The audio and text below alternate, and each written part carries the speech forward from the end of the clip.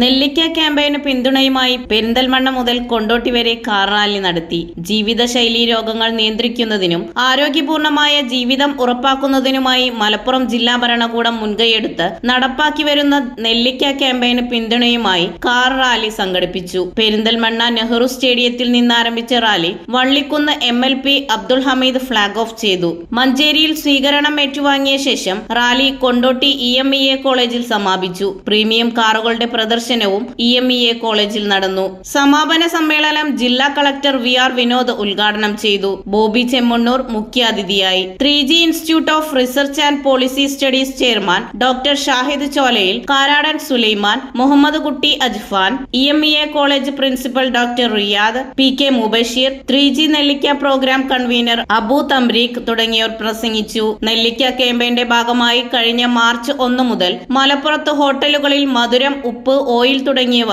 പരമാവധി കുറച്ചുള്ള ഭക്ഷണങ്ങൾ കൂടി ലഭ്യമാക്കാൻ തീരുമാനിക്കുകയും ഹോട്ടൽ, റെസ്റ്റോറന്റ് ഉടമകളുടെ സഹകരണത്തോടെ നടപ്പാക്കുകയും ചെയ്തിരുന്നു. ജീവിതശൈലീ രോഗങ്ങൾ നേരിടുന്നതിനായി ഭക്ഷ്യസുരക്ഷാ വകുപ്പിന്റെ നേതൃത്വത്തിൽ നടപ്പിലാക്കുന്ന പദ്ധതികളുടെ തുടർച്ചയായാണ് ജില്ലയിൽ പുതിയ ക്യാമ്പയിന് തുടക്കം കുറിച്ചത്. പ്രീമിയം കാറുകളുടെ പ്രദർശനവും റാലിയും കാണാൻ നിരവധി പേരെത്തിയിരുന്നു. ന്യൂസ് 99 മലപ്പുറം.